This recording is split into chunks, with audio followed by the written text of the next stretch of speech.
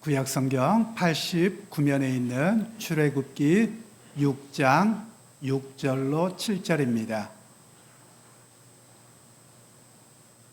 다 같이 합독하도록 하겠습니다. 그러므로 이스라엘 자손에게 말하기를 나는 여호와라. 내가 애굽 사람의 무거운 짐 밑에서 너희를 빼내며 그들의 노역에서 너희를 건지며 편팔과 여러 큰 심판들로서 너희를 속량하여 너희를 내 백성으로 삼고 나는 너희의 하나님이 되리니 나는 애굽 사람의 무거운 짐 밑에서 너희를 빼낸 너희의 하나님 여호와인 줄 너희가 알지라. 아멘. 사랑하는 주안의 형제자매 여러분, 2025년 새해가 밝았고 더 첫 주일에 이렇게 만났습니다. 2025년에 여러분에게 주님의 은혜가 함께 하시는 그런 매번의 시간이 될 수 있기를 간절히 소원합니다. 2025년의 주제는 with him 이라고 잡았는데요. 이 말은 그분과 함께 라는 뜻입니다. 출애굽기의 전체 메시지이기도 하고요. 우리의 삶 속에서도 주님과 함께, 그분과 함께 동행하는 삶이 되기를 간절히 소원합니다. 우리 주변 분들에게 이렇게 인사하십시다. 2025년에 주님과 함께 하십시다. 이렇게 인사하시면 좋겠습니다. 2025년에 주님과 함께 하십시다. 주님과 함께 하십시다. 주님과 함께 하십시다. 주님과 함께하는 삶이 우리에게 매우 중요한데요. 2025년에는 출애굽기의 말씀을 중심으로 해서 말씀을 전하고 또 나눔을 하고 이렇게 할 예정입니다.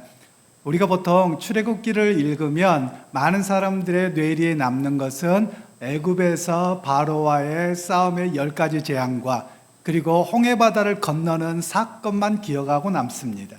이게 중요한 건 아니에요. 그런데 우리는 중요한 걸 잃어버리고 오히려 이 사건의 중심을 이렇게 이해를 하는데요. 중요한 것은 이 출애굽해서 어떻게 사느냐, 목적이 중요해요.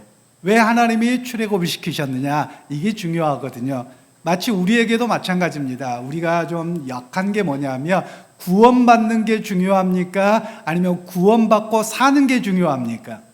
구원받고 사는 게 중요하거든요. 그런데 우리는 구원받는 것에만 관심을 가져버린 거예요. 그래서 우리의 약점이, 신앙의 약점이 생겼다라는 겁니다.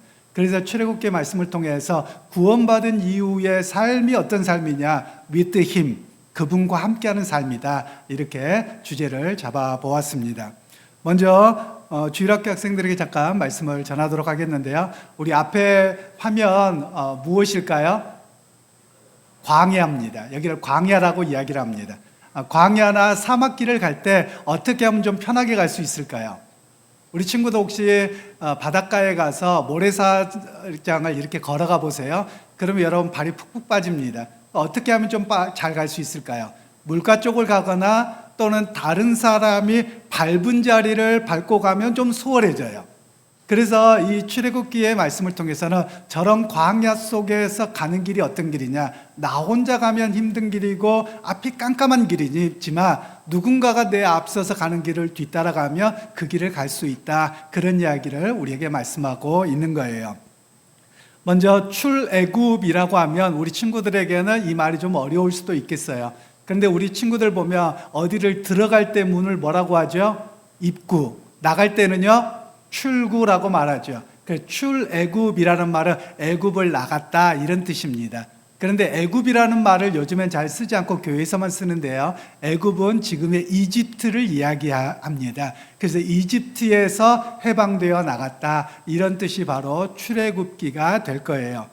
이스라엘 백성들이 요셉이 애굽에 내려가서 그의 가족과 함께 내려간 사람이 77명이었는데요. 그들이 그곳에서 430년을 살아갑니다. 여러분, 430년 정도 살며 그 나라 사람일까요? 딴 나라 사람일까요? 그 나라 사람이에요. 그런데도 그 나라에 사는데도 역시 이방인으로 살았던 거예요. 딴 나라 외국 사람처럼 살아가게 되었던 시간이 있었던 거예요. 그런데 이 애굽에서 어떤 일이 있었냐면 왕조가 바뀌었어요. 왕조가 바뀌었다라는 말은 단순하게 우리나라의 정권이 바뀌었다, 이런 의미가 아니고요. 새로운 나라가 세워졌다는 거예요. 예를 들면 여러분 우리나라와 외국의 역사가 좀 다른데요. 우리나라에 우리 친구들이 역사를 배울 텐데요. 우리나라 최초의 나라가 어떤 나라인가요? 우리 보통 고조선이라고 말을 하죠. 근데 원래 이름은 조선인데 그 옛날의 조선이다. 조선이 두 번이어가지고 그냥 고조선이라고 부르는 거예요. 그리고 나서 고구려, 백제, 신라, 그리고 고려, 발해, 그리고 조선 이렇게 이야기를 하잖아요. 근데 우리나라에서는요 좀 이상하다고 할까요? 우리나라는 정권이 바뀌면 뭐를 하냐면 나라 이름을 바꿔버려요. 국호를 바꿔버려요. 그런데 서양이나 중동지방이나 다른 나라는 정권이 바뀌어도 왕조가 바뀌어도 나라 이름을 바꾸지 않아요. 그냥 이집트라고 쓰고 몇 대 왕조 이렇게만 씁니다. 프랑스라고 하는 나라도요 왕조가 바뀌었습니다. 영국도 왕조가 바뀌었습니다. 근데 나라 이름을 바꾸지는 않아요. 그냥 무슨 왕가 또는 몇 왕조 이렇게만 하고 있는 거예요. 그런 면에서 또 중국은 좀 다르죠. 왜냐하면 중국에도 이름이 계속 바뀌는데 중국에는 거기에 한족이 나라를 다스리는 게 아니라 다른 나라 민족이 다스리거든요. 그러니까 이름을 바꾸는 것인데 우리나라는 같은 민족인데 정권만 바뀌면 왕조만 바뀌면 이름을 계속 바꾸는 그런 습성이 있는 것 같아요. 그래서 우리 한국 사람을 보면 쉽게 실증을 내는 것 같아요. 뭘 하나를 오래 하려면 빨리 바꾸고 싶어하는 그 모습이 우리에게 있는 것은 아닌가 이렇게 생각을 해보았지요. 그런데 성경에 보면 출애굽기에는 이스라엘 백성이라는 말보다도 히브리인이라는 말을 사용하고 있어요. 예를 들면 우리 한국 사람들에게도 뭐라고 이야기를 하나요? 우리는 한국 사람 그러는데 중국에 있는 한국 사람은 뭐라고 해요? 조선족이라고 하지요. 그런데 또 저쪽에 러시아나 키르기스탄 이쪽에 있는 한국 사람들을 뭐라 그래요? 고려인이라고 말을 합니다. 그러니까 나라마다 그 민족을 부르는 이름이 조금씩은 다른 거예요. 물론 제가 살았던 브라질에서는 한국 사람을 뭐라고 할까요? 코레아노 이렇게 이야기를 합니다. 그러니까 나라마다 사람을 부르는 이름이 조금씩 달라지는 거예요. 그런데 이때 당시에 히브리인이라는 뜻은요 좋은 뜻이 아니었어요. 어떤 뜻을 갖고 있냐면 비루한 사람들, 힘도 없어서 나라도 이루지 못한 루저 인생들, 이런 뜻을 가지고 있는 것이 히브리인이라고 하는 뜻이었어요. 그러니까 히브리인들이 애굽에서 그렇게 많이 있는데도 불구하고 자기의 나라 정권을 세우지, 왕조를 세우지 못한 사람들이었던 거예요. 그러니까 이 애굽에 있는 사람들이 바라볼 때는 저 비루한 인생들 이렇게 말했던 것이죠. 그런데요 이 애굽에서 왕조가 바뀌었어요. 요셉이 함께 할 때, 요셉이 거기에 총리가 되었을 때의 왕조를 힉소스 왕조라고 합니다. 이 사람들은 어떤 사람이냐면 애굽의 원주민들이 아니고요 해양민족으로서 다른 곳에서 배 타고 넘어와서 지배계급을 이루었습니다. 이 사람들이 있다가 나중에 원주민들이 반란을 일으켜서 이 힉소스족을 쫓아냅니다. 그리고 자기의 원주민들의 나라를 세웁니다. 그러다 보니까 누구도 이방인이에요? 외국 사람이에요? 히브리인들도 외국 사람이거든요. 그러니까 여러분 이 사람들 다 쫓아내면 경제가 돌아갈까요? 안 돌아갈까요? 안 돌아가는 거예요. 그러니까 쫓아내지는 않고 이 사람들을 노예로 잡아다가 일을 시키게 되었던 내용이 오늘 성경의 배경이 되어질 거예요. 이 이야기를 하다 보면 제가 종종 하는 이야기가 있어요. 우리 친구들에게는 일본 그러면 어떻게 좋은 생각이 드나요? 별로 안 좋나요? 요즘에는 일본에 여행 가는 걸 좋아하는 분들이 있는데요. 제가 저희 어머니하고 이야기를 하다 보면 어머니가 항상 하시는 말씀이 있어요. 일본 사람 그러면 좋은데 항상 저 일본 놈들이 이러더라고요. 그리고 또 중국 이야기하면 여러분 중국 사람 그럽니까? 저 떼놈들이 그럽니까? 떼놈들이 이래요. 또 우리가 미국 사람 그럴 때도 있는데 미국 놈들 그럽니까? 안 그럽니까? 미국 놈들 하는 분들이 많으시더라고요, 어른들은. 그런데 우리가 독일 놈들 그럽니까? 독일 사람 그럽니까? 베트남 놈들 그럽니까? 베트남 사람 그럽니까? 베트남 사람 그래요. 그래서 우리 민족에게 어떤 게 있냐면 우리에게 조금 상처를 입히고 뭔가 짓눌렸다고 싶으면 무슨 놈들 이렇게 하고요. 우리하고 상관없으면 어느 나라 사람 이렇게 말하는 습성을 갖고 있다고 해요. 그런데 제가 왜 일본 놈들 이야기를 하냐면요. 저희 외할아버지가 일제시대에 일제강점기죠. 그때 노동자로 끌려가셨었어요. 제가 아주 어렸을 적에 갓난아기 때 돌아가셔서 딱 그림이 할아버지 돌아가셨던 그 장면 하나밖에 기억이 안 나는데요. 그래서 할아버지가 일본에 끌려가셔서 비행장을 건설하다가 오셨다는 거예요. 그래서 어머니하고 이야기를 하다 보면 어머니도 자기 아버지가 너무 낯설어가지고 힘들었대요. 왜냐하면 몇 년 만에 해방되어서 돌아오셨는데 그 아버지가 함께 계시지 않아서 너무 어려웠었다고 이야기를 해요. 그러고서 제가 여쭤봤죠. 최근에. 아니 어머니 그러면 그때 일본에 가서 비행장을 짓다가 오셨으면 돈도 받으셨어요? 그랬더니 돈은 무슨 돈? 종이 하나를 들고 오셨대요. 종이 통장을 들고 오셨다는 거예요. 도장이 많이 찍혀 있었답니다. 그래서 어머니 그거 갖고 있어요? 그랬더니 없대요. 그럼 그거 가지고 돈 주기로 약속을 했는데 일본 놈들이 줬을까요? 안 줬을까요? 안 줬어요.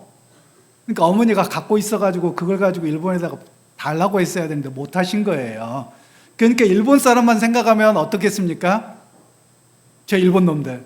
그러니까 저희는 친가도 일본 놈들한테 당하고 외가도 일본 놈들한테 당하고 여러분 이렇게 나라를 잃어버리면 이렇게 되는 거예요. 그러니까 제대로 된 임금도 받지 못하고 군대로 끌려갔죠. 저희 작은 할아버지는요. 그리고 저희 외할아버지는 가서 건설 노동자로 끌려가서 제대로 된 것도 못 받았죠. 그래서 일찍 돌아가셨어요. 그러니까 이 노동자의 삶, 노예의 삶이라고 하는 것은요, 아무런 보장이 되지 않는 것을 이야기를 하고 있어요. 오늘날도 그런데요, 성경은 지금부터 3,500년 전의 이야기예요. 그때는 훨씬 더 그랬었던 이야기를 우리에게 말씀하고 있는 것이죠. 자, 다시 성경으로 한번 돌아와서 이야기를 하지요. 하나님께서는 이스라엘 백성들이 너무 고통스러워 하셨어요. 그때 하나님께서 누구하고 약속하셨냐면 이스라엘 백성들의 조상이 아브라함이에요. 그런데 그 아브라함과의 약속을 기억하셔서 그들의 고통과 아픔을 기억하셨어요. 그래서 그들을 애굽에서 해방시키신 이야기가 성경의 이야기입니다. 그러면서 그들에게 이야기를 하죠. 내가 너희를 왜 해방시켜줬는 줄 아니? 라고 하나님이 말씀하시는 거예요. 그냥 니들이 불쌍해서가 아니라는 거예요. 너희를 나의 백성으로 삼고 나는 너희의 하나님이 되겠다라고 말씀하신 거예요. 그래서 이걸 한마디로 이야기하면 뭐냐? 하나님 나라로 부르셨다는 거예요.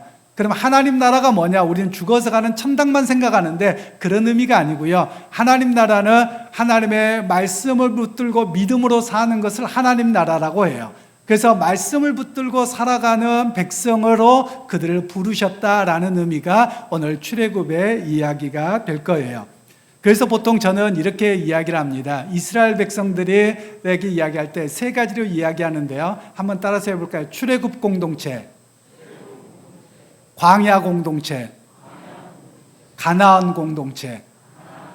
제가 세 가지를 앞으로 계속 이야기를 할 거예요. 출애굽 공동체는 애굽에 살다가 홍해 바다를 건너서 온 이 사람들을 출애굽 공동체라고 해요. 이 사람은 하나님의 구원하심을 경험한 사람들이죠.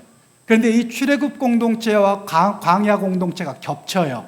광야 공동체는 출애굽에서 살던 사람들과 광야에서 태어난 40세 미만의 사람들을 말합니다. 그럼 이 광야 공동체는 어떤 삶이냐면요, 구원하심을 경험한 것이 아니라 하나님께서 먹이시고 입히시고 인도하신 것을 경험하는 공동체를 광야 공동체라고 이야기를 하고 있어요. 그리고 가나안 공동체는 약속의 땅에 들어간 공동체를 가나안 공동체다라고 이야기를 하고 있지요. 그러면서 오늘 하나님께서는 우리에게 뭐라고 말씀하시냐면 하나님의 말씀을 붙들고 믿음으로 살아가며 사람의 평안을 누린다라는 이야기를 합니다. 우리 친구들, 우리 교회 이름이 무엇이죠? 네, 주안의 교회지요. 주안의 교회라는 이름의 뜻은요, 주님을 믿어 평안을 누리고 사랑하는 공동체예요. 출애굽기의 말씀을 따라서 출애굽기에 보면 하나님께서 그들을 구원해 내셨어요. 주님을 믿었죠. 그 주님은 여호와 하나님이시고요, 우리는 예수님이시죠. 그분을 믿었어요. 그것을 통해서 두려움과 근심과 걱정이 아닌 마음의 평화를 누리고, 그리고 서로가 서로를 돌보면서 살아가는 공동체가 바로 주안의 공동체가 돼야 된다는 거예요. 그래서 제가 출애굽기의 말씀을 기본으로 삼고서 교회 이름을 주안의 사랑의 자를 써서 이렇게 지었던 것이죠. 그런 의미에서 우리의 주일학교 학생들도 우리 주안의 교회의 의미를 좀 깨닫고, 그리고 내가 하나님의 말씀을 붙들고 믿음으로 살겠습니다, 이 고백이 우리 친구들의 고백이 되기를 주님의 이름으로 축원합니다. 이제 어른들에 대해서 말씀을 좀 전하겠는데요. 출애굽기는 이스라엘 백성의 해방에 대한 이야기입니다. 그런데 주일학교 학생들에게도 말씀을 드렸지만 백성들을 부르는 그 이름이 히브리인들, 즉 비루한 인생들, 이런 뜻을 가지고 있습니다. 예를 들면 우리나라를 과거에 뭐라고 불렀을까요? 우리나라 민족 어플리케이션에 있잖아요. 배달의 민족. 혹시 배달의 민족 그러니까 오토바이로 배달한다 이런 뜻이 아니고요. 원래는 이 배달의 민족이라는 말은, 배달족이라는 말은 박달나무를 옛날에는 배달이라고 했다고 합니다. 그래서 박달나무에서부터 시작된 임금이라는 뜻이 단군이라는 거예요. 그래서 단군의 나라, 박달나무의 나라, 그래서 배달족이라고 했다고 합니다. 그리고 또 하나는 우리를 가리켜 동이족이라고 했어요. 동이족이라는 말은 별로 안 좋아요. 왜냐하면 중국 사람들이 우리를 볼 때 뭐라고 해요? 동쪽의 오랑캐들, 이렇게 불렀다는 거예요. 그래서 동이족이라고 하는 거죠. 누구든지 다 그렇습니다. 자기를 중심으로 해서 타민족이나 다른 사람들도 우리에게 어렵게 했던 사람들 뭐라고 해요? 우리식으로 일본 놈들 그런 것처럼 항상 그렇게 부르는 습성이 있다는 것을 이해하시면 좋겠습니다. 이스라엘 백성들이 요셉과 함께 내려간 그 온 가족의 숫자는 77명입니다. 그런데 430년 만에 그들이 얼마가 됐느냐? 최소 200만 명이 넘었다고 합니다. 그러면 여러분 잘 와닿지 않을 거예요.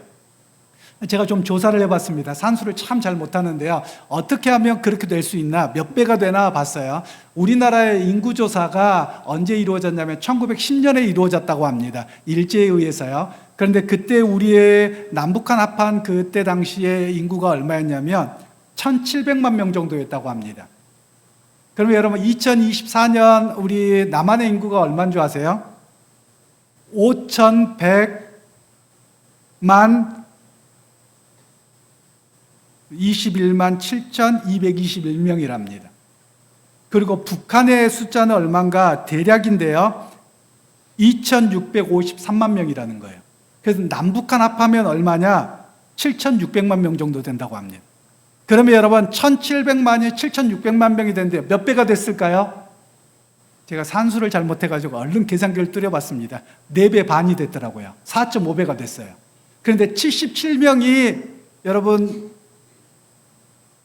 115년 만에 4.5배가 됐어요. 그런데 77명이 200만이 되려면 몇 배가 돼야 되는 줄 아세요?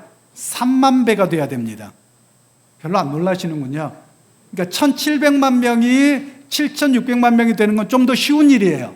77명이 200만 명이 넘는다는 것은요, 3만 배수가 되기 때문에 불가능한 숫자예요. 거의 이루어지기 어려운 숫자입니다. 그래서 학자들이 나름대로 수학적으로 계산을 해보니까 한 가정에서 12명을 낳고 그들이 또 12명씩 낳고 하나도 죽지 않고 하나도 다치지 않고요, 그 12명 계속 낳아야지 이 숫자가 나온다고 합니다. 그러니까 하나님께서 이들을 얼마나 보호하셨는지 그 이야기가 성경의 이야기가 될 것입니다. 그런데 이스라엘 백성들이 230년 동안은 지배계급으로 잘 살았습니다. 그런데 230년 만에 왕조가 교체되면서 그들이 고통을 겪게 되어졌습니다. 200년 동안 노예 생활을 하게 된 그런 삶이 되어졌습니다. 그러면서 오늘 성경에서는 이야기하고 계시는 게 뭐냐면, 하나님께서 이스라엘 백성들에게 아브라함과 맺으신 약속을 기억해서 그들의 고통과 아픔 속에서 해방시키셨다라는 것을 먼저 이야기를 하고 있습니다. 그리고 두 번째로 하나님께서는 그들을 출애굽 공동체로 부르셨다는 이야기를 하고 있는데요. 6절 말씀을 압도하도록 하겠습니다. 그러므로 이스라엘 자손에게 말하기를, 나는 여호와라. 내가 애굽 사람의 무거운 짐 밑에서 너희를 빼내며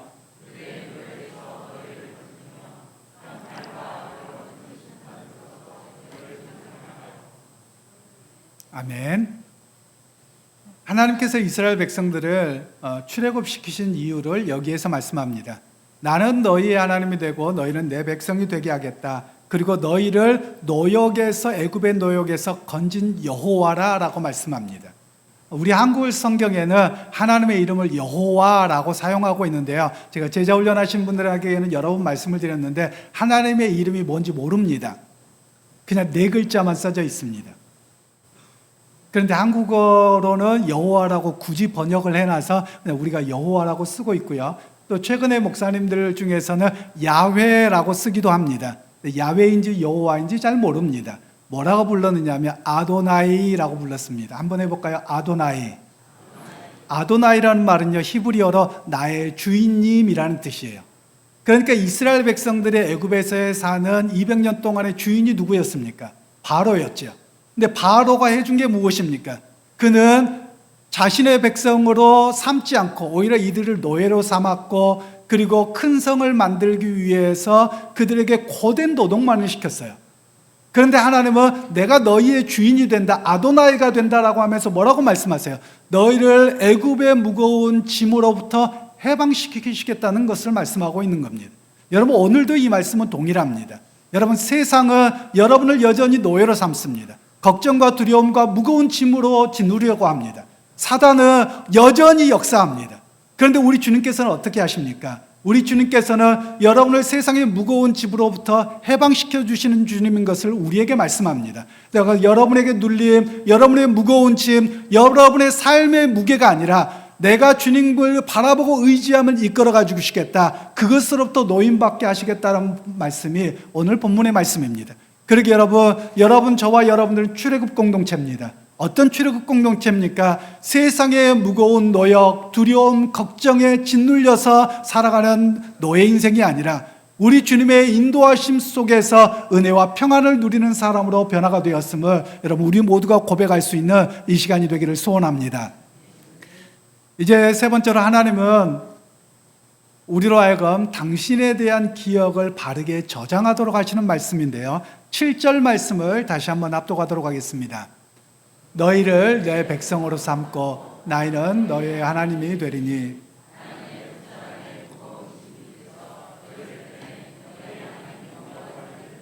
너희가 알지라. 아멘.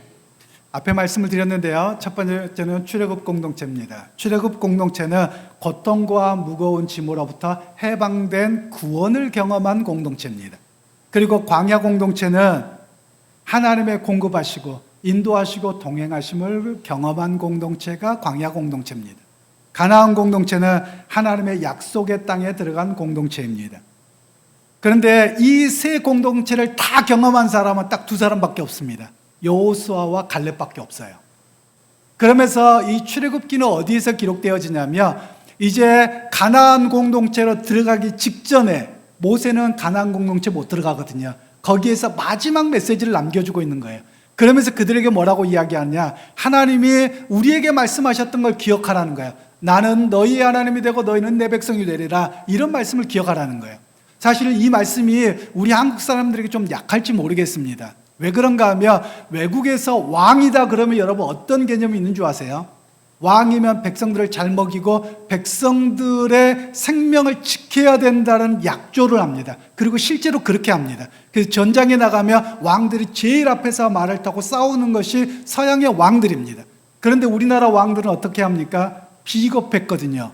도망갔거든요. 그리고 앞선 사람들은 전부 다 도망을 쳤어요.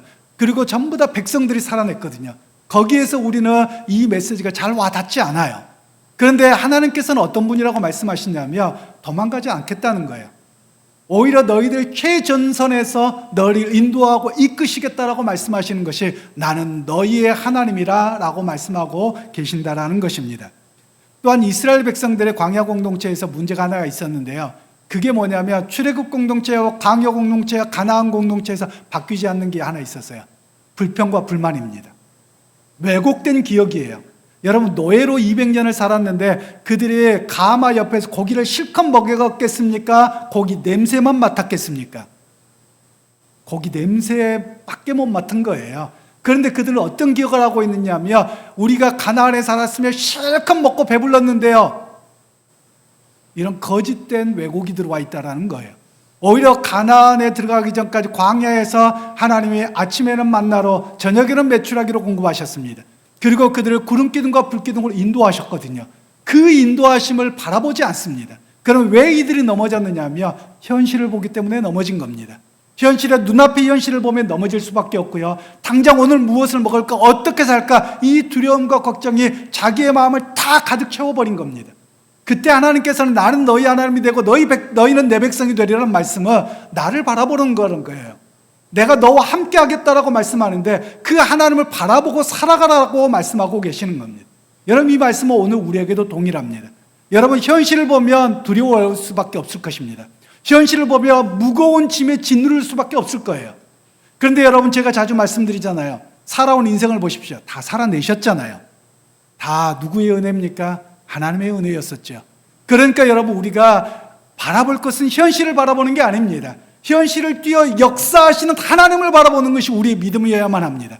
그러게 여러분, 2025년을 여러분 그렇게 살아가십시다. 2025년에 하나님이 어떤 하나님입니까? With Him. 우리는 그분과 함께 살아갑니다. 하나님께서 필요에 따라 공급하셨고, 그리고 우리에게 도움의 손길을 베푸셨던 그 하나님이 나의 하나님인 것을 고백할 수 있는 우리 모두가 되기를 소원합니다. 여러분, 믿음의 형제자매 여러분, 2025년이 시작되었습니다. 우리의 인생은 마치 광야 인생 같기도 합니다. 어디로 가야 할지 알지 못하는, 한치의 삶도 알지 못하는 그런 삶일 수도 있을 것입니다. 그러나 여러분, 두렵고 떨릴 것이 아닙니다. 왜냐하면 하나님이 뭐라고 말씀하십니까? 나는 너와 함께하고 너희는 내 백성이 되겠다, 함께 하시겠다고 약속을 주십니다. 그러게 여러분, 세상의 광야의 삶에서 저는 여러분들을 초대합니다. 2025년에 with Him, 주님과 함께 살아가시는 그런 우리 주안의 교회 공동체가 다 되시기를 주님의 이름으로 축원합니다.